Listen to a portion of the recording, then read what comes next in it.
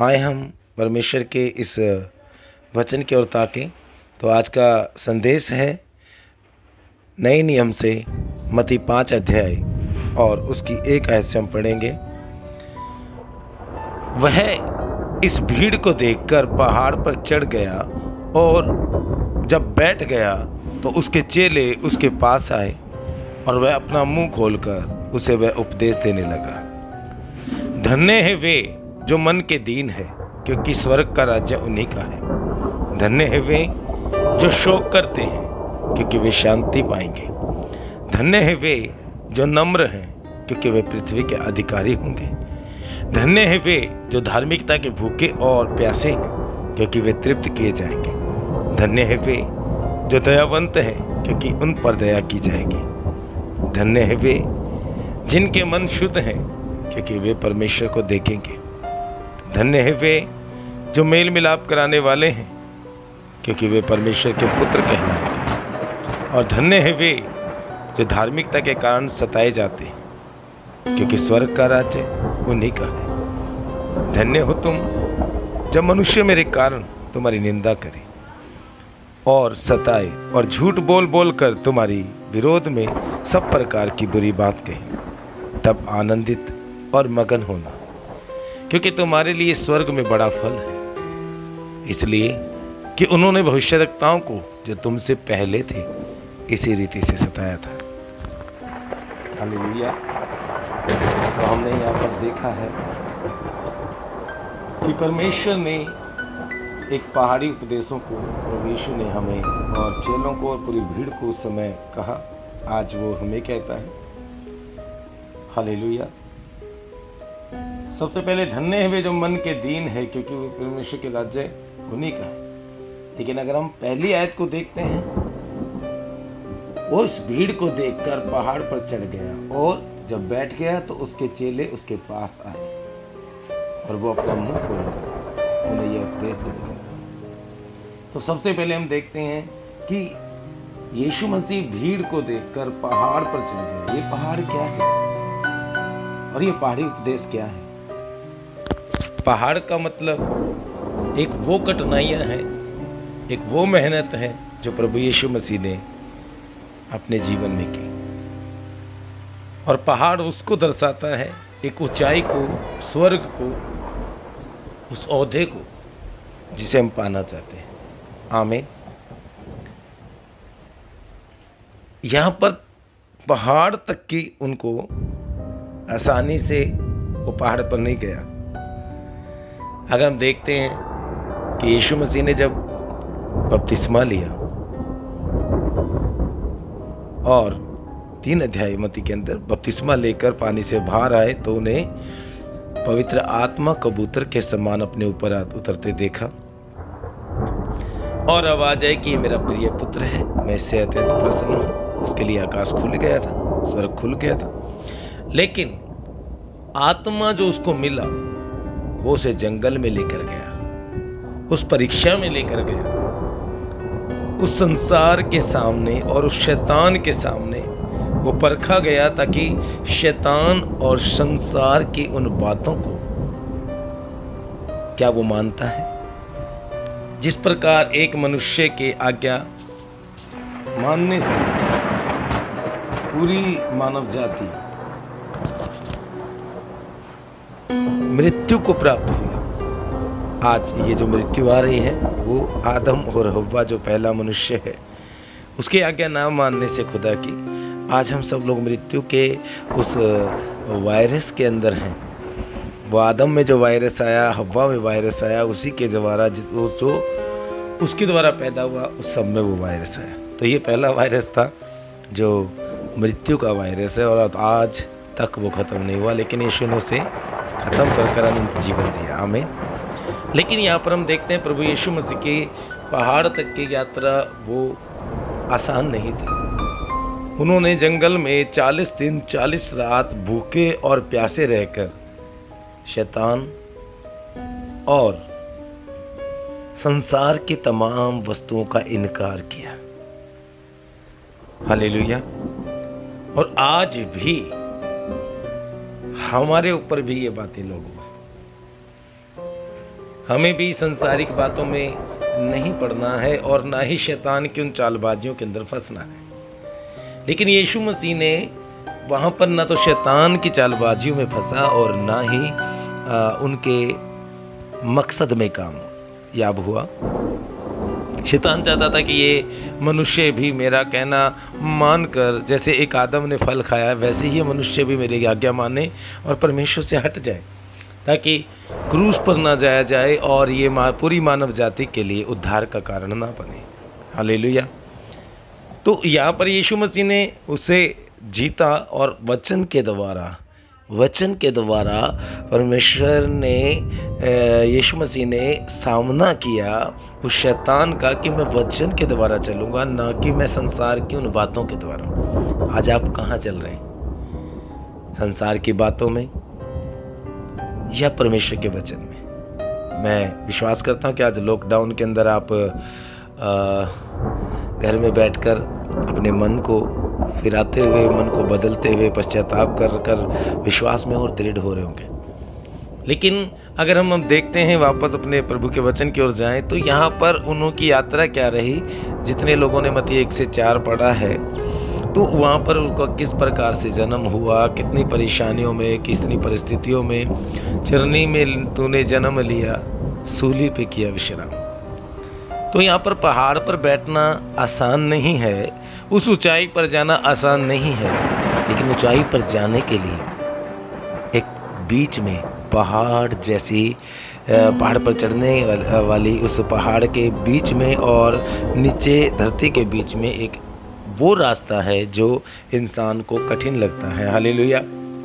और जब यीशु मसीह शैतान का सामना किया और शैतान वहाँ से भाग गया, तो स्वर्गदूत उसकी सेवा करने लगे। लेकिन यीशु मसीह वचन में चला, पवित्र आत्मा से भरा हुआ, पवित्र आत्मा में चला। आमीन। अगर लूका में देखते हैं तो पवित्र आत्मा से भरा हुआ, पवित्र आत्मा में चलता रहा। इसीलिए वो वचन के मुताबिक चलने से, पवित्र आत्मा के द्वारा चलने से शैतान पर फतेह पाई, जीत हासिल की। और जीतने के बाद उसने सबसे पहले अपने 12 चेलों को चुना और चेलों को चुनने के बाद अपनी सेवा आरंभ की। और सेवा में उन्होंने जगह जगह, अगर हम 4:23 में भी देखते हैं, तो यीशु सारे गलील में फिरता रहा, सुसमाचार सुनाता रहा, सबको चंगा करता रहा, तरस खाकर सब पर दया करता रहा, लंगड़े, लूले, अंधे, उन सब पर वो दयावंत होकर सबको चंगाई देता रहा। आमीन। और जब उसके बाद अगर हम 5वें अध्याय में आते हैं, तो यीशु का पहाड़ी उपदेश, क्योंकि यीशु मसीह जब भीड़ को देखकर पहाड़ पर चढ़े, यानी उस भीड़ से निकले हैं, संसार की उस भीड़ से निकलकर उस पहाड़ तक का सफर जो है वो आसान नहीं है, आसान नहीं है। इसलिए आज यीशु मसीह पहाड़ पर बैठकर एक पहाड़ी उपदेश, एक पहाड़ी शिक्षा आज अपने चेलों को और सारी भीड़ को, जो आज संसार कहलाता है, वो हमें देना चाहता है। और आज है उन विश्वासियों को भी, जो आज हम विश्वासी क्या हैं, परमेश्वर के चेले, हम सब चुने हुए लोग हैं। ये नहीं कि हम चुने अलग हैं, और वो बात अलग है कि लोग वचन में स्थिर रहते हैं या नहीं रहते हैं। हालेलुया। लेकिन हमें परमेश्वर के कलाम में बने रहना। और यहाँ पर हम आत्मा में जाकर देखते हैं, तो यीशु का पहाड़ पर चढ़कर अपना मुंह खोलकर उपदेश देने लगा। यानी पहाड़ और भीड़ के बीच में, यानी संसार और ऊंचाई के बीच में एक मेहनत है, एक ईमानदारी है, एक परमेश्वर के कलाम पर चलकर पवित्र आत्मा से भरकर वो चढ़ा है। हर समय मैं जब देखता हूँ 5000 पुरुषों को जब खिलाया, तो भी वो पहाड़ पर गया, झील से पहाड़ पर गया, और भीड़ नहीं गई, संसार नहीं जा सकता। हालेलुया।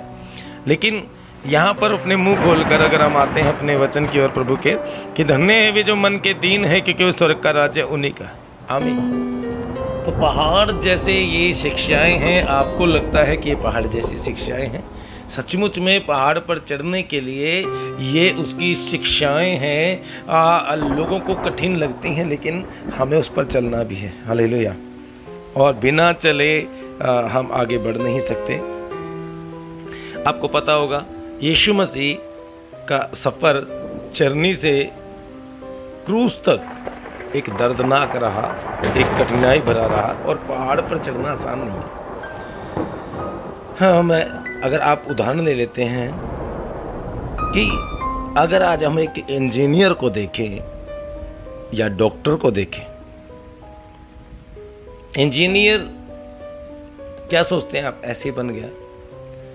इंजीनियर ने पहली क्लास से और डिग्री हासिल तक, कॉलेज तक कितनी पढ़ाई की, और पढ़ाई करने के बाद उसने मेहनत की।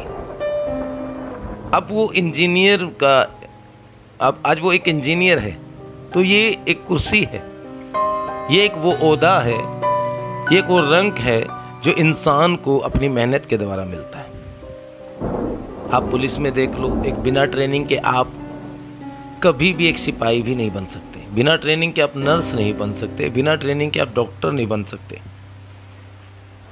तो यहाँ पर हम देखते हैं कि कोई भी आप ऊंचाई पर जाना चाहते हैं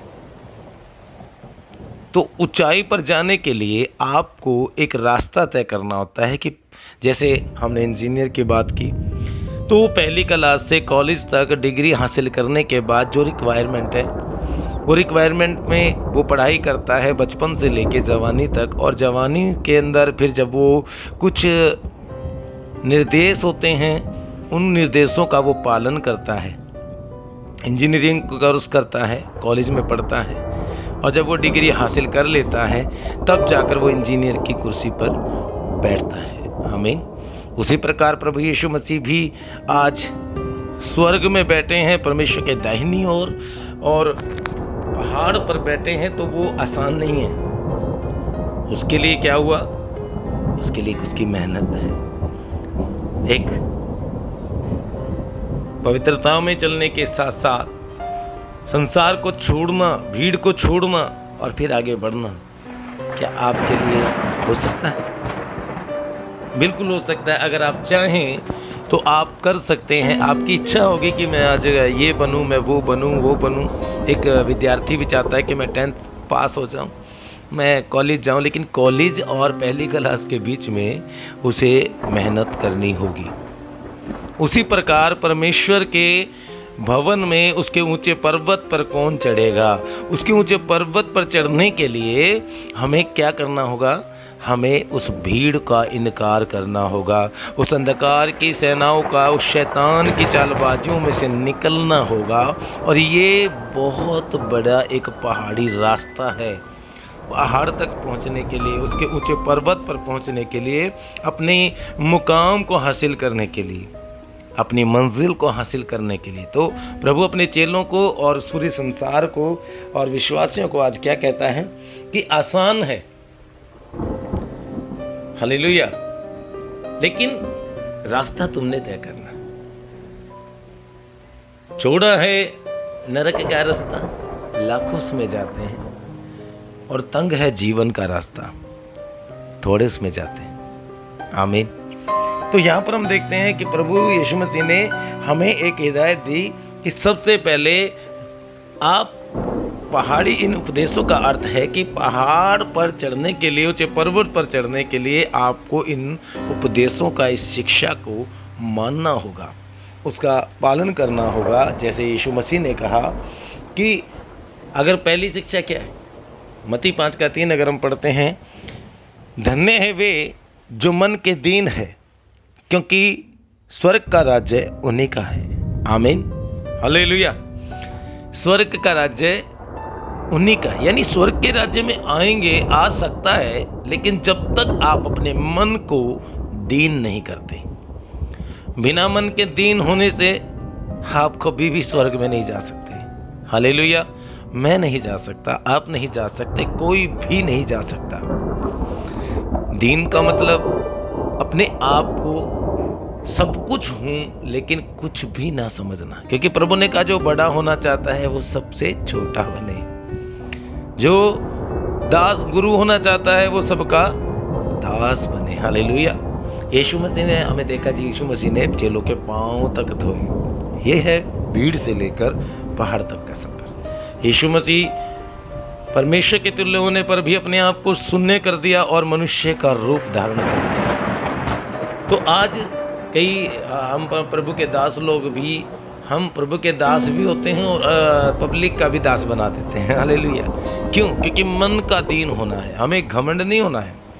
जब हम अपने मन में कुछ है ही नहीं फिर भी हम मन में घमंड करते हैं, तो फिर उसके बाद ये उसके ऊंचे स्थान पर, उस पर्वत पर, उस मकसद पर जो परमेश्वर ने हमारे लिए रखा है, और आपका भी कोई मकसद होगा कि मुझे ये बनना है, मुझे वो बनना है, मुझे ये करना है और मुझे एक बड़ा घर बनाना है, लेकिन वो एक पहाड़ पर चढ़ने वाला एक मकसद है, लेकिन वो ऐसे ही नहीं होगा। उसके लिए आपने एक दूरी को तय करना होगा, कुछ निर्देशों का पालन करना होगा। तो सबसे पहले स्वर्ग में जाने के लिए पहला रास्ता है कि धन्य है वे जो मन के दीन है। यीशु ने कहा, धन्य का मतलब आशीषित हैं।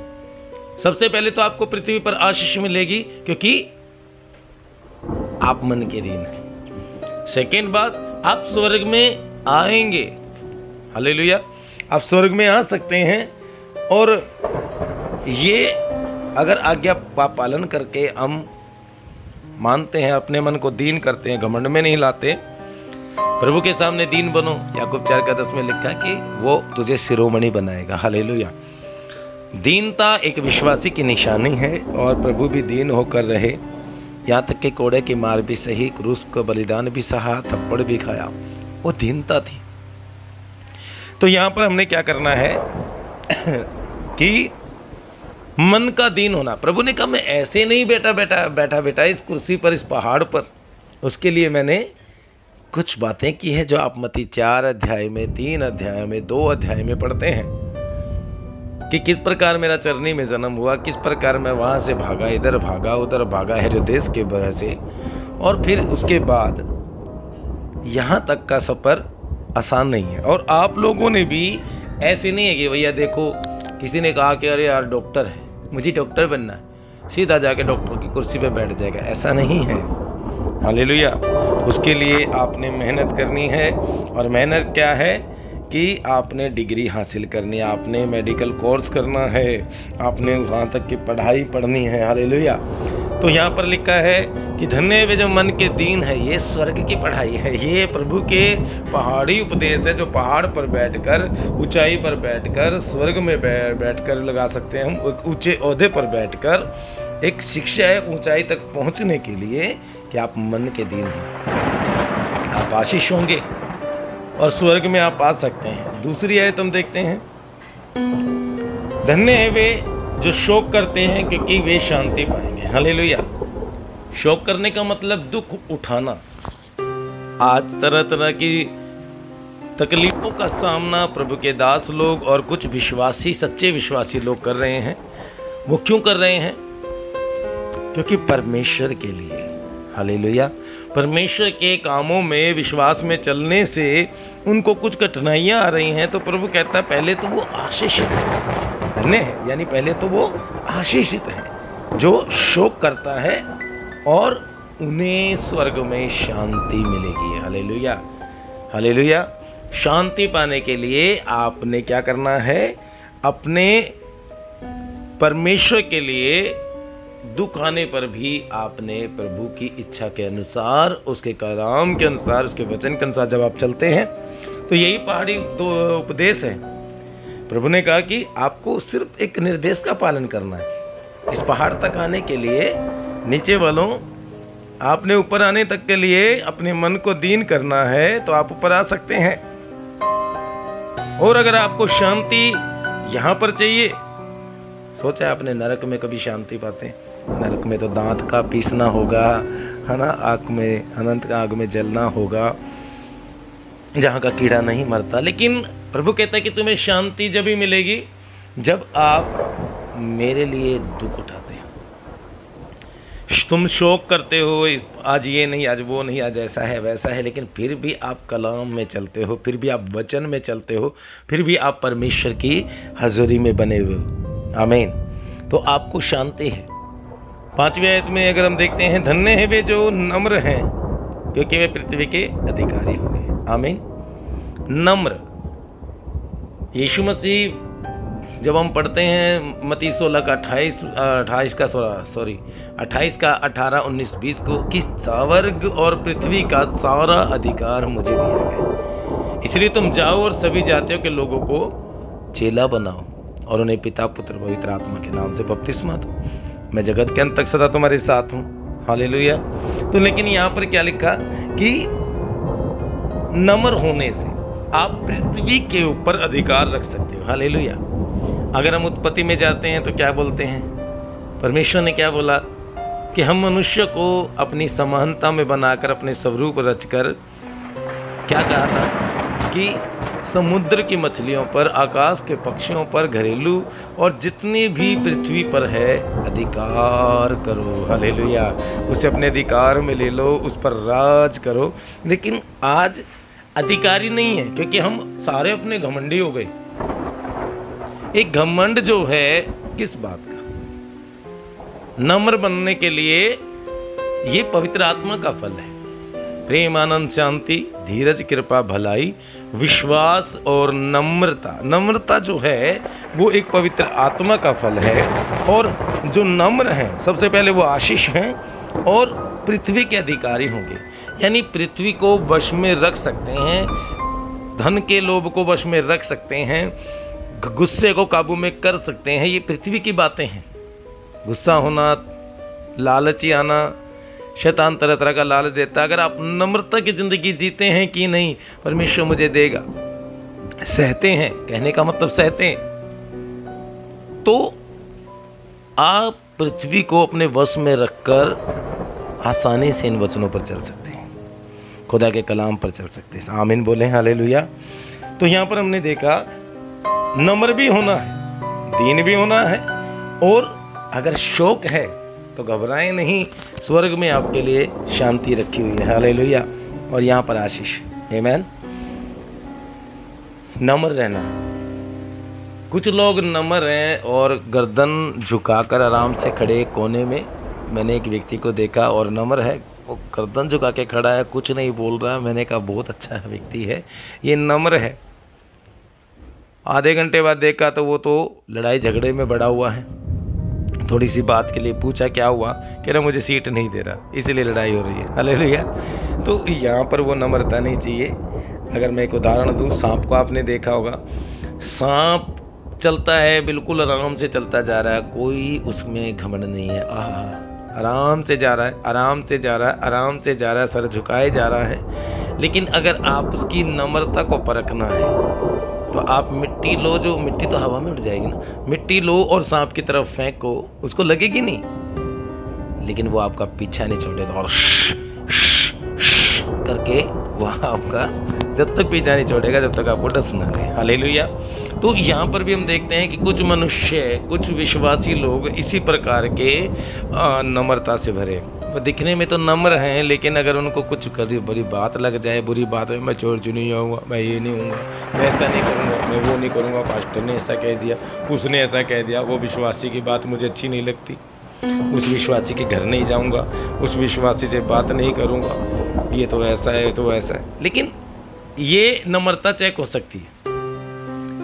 आप में तो वो नम्रता नहीं है, मैं आपकी बात नहीं कर रहा, लेकिन हमें वो आपके अंदर वो वाली नम्रता नहीं है, सांप वाली। आपने यीशु मसीह नासरी वाली नम्रता रखना है। हालेलुया। नम्र का मतलब है कि आपको घमंड नहीं करना, आपको सहना पड़ेगा। हालेलुया। यीशु मसीह इतना नम्र रहा कि मुंह पे थूका गया, कपड़े फाड़े गए, क्रूस पर लटकाया गया, कोड़े मारे गए, कांटों का ताज पहनाया गया और क्रूस उठाकर चला, लेकिन चुपचाप रहा। हालेलुया। चुपचाप रहा और खुदा की बंदगी में रहा। उसी प्रकार से हमें भी नम्र होना है। हालेलुया। नम्र होने के बाद क्या होगा कि हम पृथ्वी को अपने अधिकार में रख सकते हैं। प्रभु ने कहा स्वर्ग और पृथ्वी का सारा अधिकार मेरे हाथ में। यानी अब पृथ्वी में शैतान मुझे पृथ्वी का लालच नहीं दे सकता, स्वर्ग का मुझे लालच नहीं, क्योंकि वो मेरे हाथ में है, वो सब मुझे दे दिया गया है, वो मेरे अधीन है। आज हम पृथ्वी के अधीन हो जाते हैं, संसार की बातों के अधीन हो जाते हैं, लेकिन आज हमें नहीं होना है। हमें वो नम्रता चाहिए अगर हम संसार को जीतना चाहते हैं। हालेलुया। तो तो हमें नम्र होना भी है। ये भी एक पहाड़ का उपदेश है, पहाड़ी उपदेश है। हालेलुया। और छठी आयत में हम देखते हैं, पढ़े को, धन्य है वे जो धार्मिकता के भूखे और प्यासे हैं, क्योंकि वे तृप्त किए जाएंगे। हालेलुया। धार्मिकता क्या है? रोमियो 3:22 में अगर हम देखते हैं कि परमेश्वर की वो धार्मिकता विश्वास, यीशु मसीह पर विश्वास करने से और सभी विश्वास करने वालों के लिए कोई भेद नहीं है। हालेलुया। कोई अंतर नहीं है। परमेश्वर की धार्मिकता, विश्वास, हालेलुया, सबके लिए। दो किस्म के लोग हैं। क्रूस पर देखा तो यीशु मसीह के दाहिने और बाएं क्या किया? दो ऐसे व्यक्ति थे जो अलग अलग, एक संसारिक व्यक्ति और एक विश्वास करने वाला व्यक्ति दिख जाता है। दोनों संसारिक है, लेकिन उनमें से एक अलग चीज क्या है कि एक यीशु पर विश्वास करता है और एक नहीं करता। वो चोर है, दोनों सेम काम कर रहे हैं, लेकिन सबसे बड़ी बात है कि धार्मिकता का भूखा प्यासा वो साथ वाला था। तो धन्य है जो, पहले तो आशीषी हैं जो धार्मिकता के भूख रखते हैं, प्यास। जब तक आपको भूख नहीं, कोई रोटी नहीं दे सकता। जब तक प्यास नहीं तो कोई आपको पिला नहीं सकता, आप पिएंगे नहीं पानी। तो परमेश्वर की जिन्हें भूख हो, प्यास हो या धार्मिकता की, मैं इतना उदाहरण दूं तो जब मेरा बेटा बीमार था तो उस समय मुझे हमेशा एक प्यास होती थी, एक भूख होती थी कि मैं परमेश्वर तेरे लिए कुछ करूं, परमेश्वर मैं तेरे लिए कुछ करूं। अगर मेरा बेटा ठीक हो जाए तो मेरा विश्वास बढ़ जाएगा, मैं एक धार्मिकता का जीवन जीऊँगा। और मैं उस समय धार्मिकता का नहीं पता था, लेकिन मैं कहता था कि मैं तेरे मुताबिक जीऊँगा। तो धार्मिकता का जीवन जीने के लिए, विश्वास का जीवन जीने के लिए हर परिस्थिति में तो मैंने हाथ उठाया कि प्रभु मैं तेरे लिए सब कुछ करूँगा। और बस मुझे धार्मिकता की भूख और प्यास थी कि परमेश्वर मेरे बेटे को ठीक कर दे, मैं धार्मिक बनकर दिखाऊंगा। और सचमुच में प्रभु ने हमारे जीवन को बदला। आमीन, हालेलुया। प्रभु का धन्यवाद। उसने मेरे बेटे को चंगाई दी और फिर आज मुझे धार्मिकता, आज मैं विश्वासी हूँ, मेरा विश्वास बढ़ा। तो मुझे तृप्त किया परमेश्वर ने, मुझे मेरा पेट भर दिया कि आज तो विश्वास में है, तो धार्मिकता का जीवन जी रहा है। आज मैं एक प्रभु का दास हूँ।